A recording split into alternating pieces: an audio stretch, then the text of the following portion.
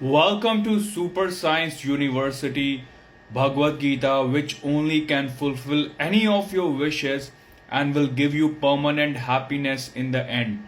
And it is the permanent solution to any of your problems, the highest, most prime, secret, and the only complete knowledge, which is the source of everything and it answers every possible question. As I mentioned in my previous video about spiritual path, it's not something different than what you all are doing. It just means awakening, being aware, being enlightened about your reality.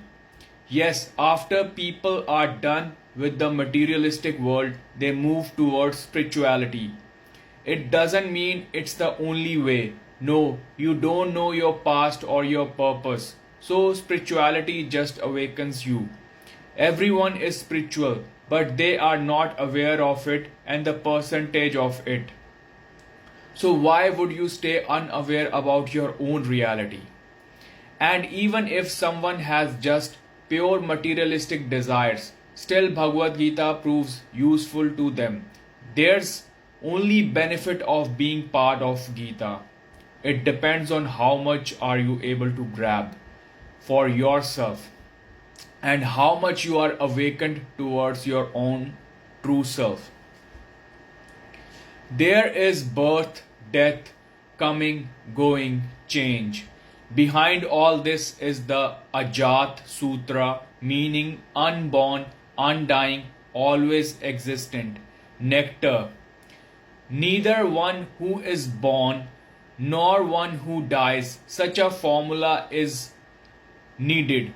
That is existence. That is soul. That is God. Behind all the transformations, behind all the forms, the formless is also needed. It is not always formless. So, if it is not formless, forms will not survive. When we watch a movie while sitting in the cinema hall, pictures from the film keep running every moment. Nothing much happens in the pictures. There is only a web of rays. There is a combination of shadows and light, but a curtain is needed behind it.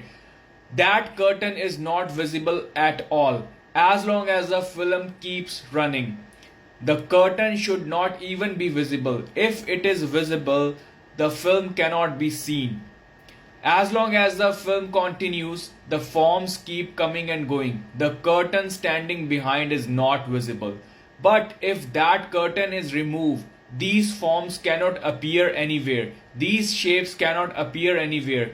In this game of rapid change of these shapes, there needs to be a stable curtain behind them, which can support them. Even if a picture comes, the curtain will still be the same. Even when the second picture comes, the curtain will be the same. Even when the picture comes, the curtain will be the same. The pictures will keep changing. The curtain will remain the same. Only then there will be a consistency in these pictures. Only then will there be a series in these pictures. Only then will a connection be seen in these pictures. That relationship is arising from the stable curtain behind. All life is a spread of pictures. These pictures cannot last. Birth is also a picture, death is also a picture. Youth, old age, happiness, sorrow, beauty, ugliness, success, and failure. All are a stream of pictures. Someone is needed to handle the flow of these pictures, which will not be visible. There is no way for it to be visible. As long as you are looking at the pictures, it will not be visible. That which stands behind like a curtain is the existence. Krishna calls it Ajat, the unborn. It is never born. It never dies. But don't even by mistake think that this is being said about you. You are born and you will die, and you have no idea about the you about whom this is being said. The you that you know is born. It has a date of birth, it will also have a date of death. When a stone is placed on the grave, it will have the dates of both birth and death. When you were born, people played music and celebrated. When you die, they will cry and be sad.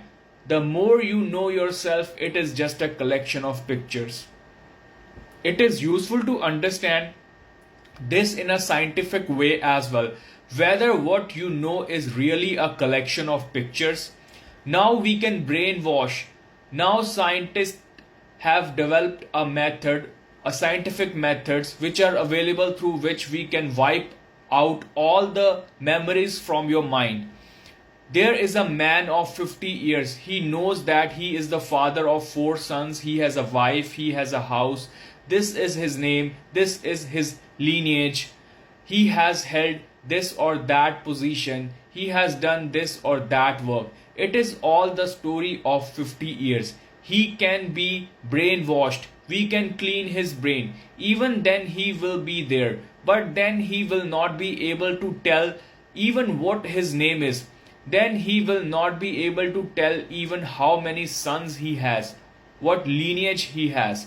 I have a friend who is a doctor. He fell from a train. He got hurt and lost his memory. He has been my childhood friend, studied with me. I went to his village to see him.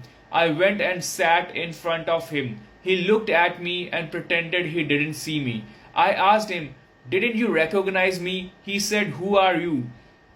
His father said that he has lost all his memory ever since he fell from the train and got hurt. He has lost all his memory. He has no recollection. This man has no past. The images have been lost. Till yesterday he used to say, "I am this, this is my name." Now all those images have been lost. That film has been washed off.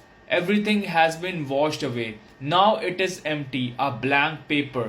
Now something will be written on this blank paper again. Now his new memories have started forming.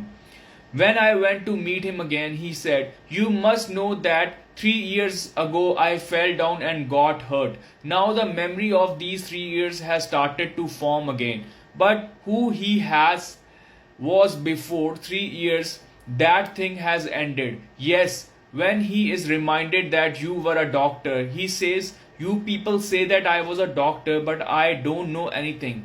My history ends from where that incident happened, where that accident happened." But I want to mention for spirituality, you never have to repeat what you have already solved in Bhagavad-Gita, which is the most difficult idiom and is the final destination of every human. Today in China, communists have made brainwashing a political method. It is already being used in Russia. Now in the coming world, there will be no need to kill any political opponent, because what can be bigger murder than brainwashing him? Catch the opponent and clean his brain. Wipe out his memory with electric shocks, other chemicals and other mental processes. Then what's the point? It's over.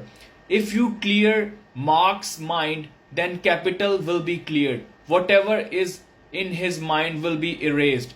Then that person will have no identity, no identification with him.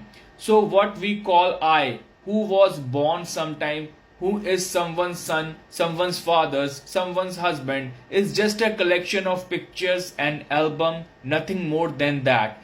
We are holding our own albums. We keep looking at them again and again. We show them to others as well. If someone comes to our house that this is an album, the rest is not you. If you think that this album which Krishna is saying is unborn, then do not make this mistake. It is not unborn. It is born. It will die. He who is born will die. Birth is one end, death is other. Inevitable end. You will surely die. So you just have to realize your reality, then you will never die. If you know who you really are, what's your true self. Because if you just keep on looking at the temporary things, then you will surely die as long as you are not aware. So you have to be awakened by spirituality. So we will continue.